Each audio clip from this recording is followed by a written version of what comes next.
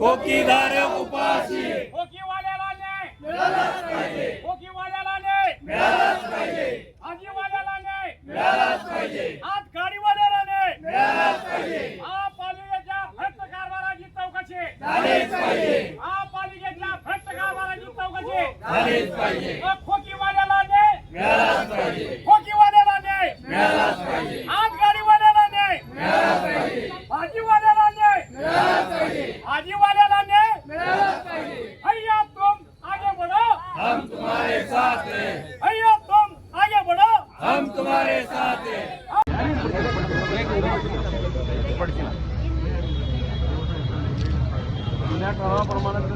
नवीन आराखडा तयार आहे, नवीन सगळे लोक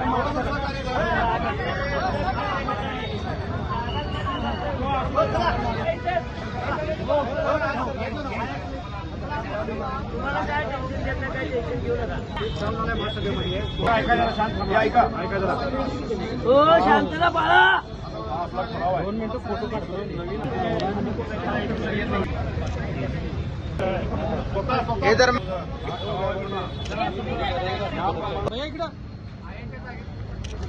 याप्रमाणे नवीन आराखडा तयार आहे।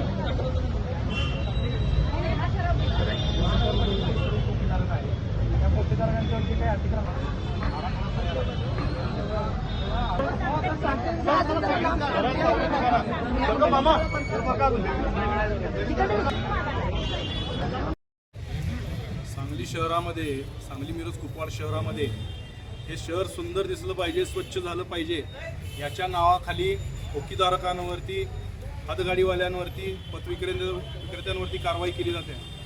आणि हे आयुक्त साहेबांचं धारणा अशी झालेली आहे की आम्ही म्हणजे कचरा आहे, आम्ही म्हणजे ह्या शहरातली घाण आहे, आम्ही ह्या शहरातली अडगळ आहे, आणि म्हणून कुठल्याही प्रकारचा कायदेशीर गोष्टींचा वापर न करता शनिवार रविवारची नोटीस देऊन, म्हणजे कोर्टात जाता येत नाही, अधिकारी स्वतः भेटत नाहीत, वकील साहेब कुठेतरी बाहेर असतात, अशी अडचण करून नोटीस देऊन बेकायदेशीररित्या हे आयुक्त साहेब आमच्या सगळ्यांच्यावरती कारवाई करायला लागल्यात।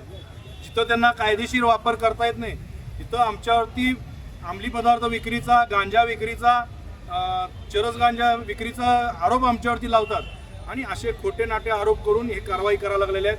मुळात ह्या महापालिकेमध्ये 10 जानेवारी 2005 रोजी ठराव झालेला आहे, त्या ठरावानुसार आमचं पुनर्वसन केलं पाहिजे।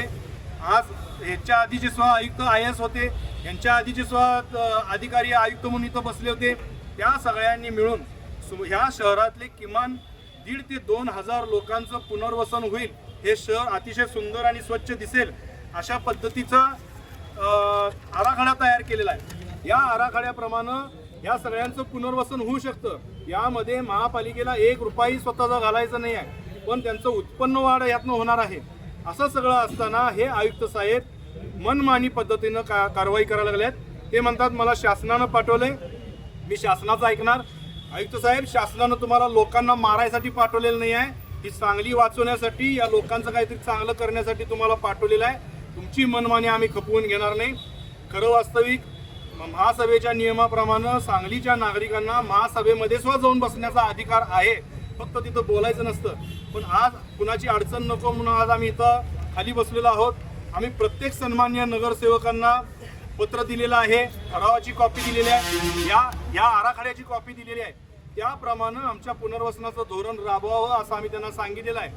तसं जर का नाही झालं आणि ह्या आयुक्तांनी आपली मनमानी जर का चालू ठेवली, मग मात्र ह्या शहरातला कायदा व्यवस्था जर का बिघडलं, आयुक्तांनाच त्याच्यासाठी जबाबदार धरलं गेलं पाहिजे। आणि जर का ह्या शहरामध्ये अनरेस्ट झाला, आमच्यावरती अन्याय झाला, तर सर्वस्वी जबाबदार आयुक्त साहेब असतील।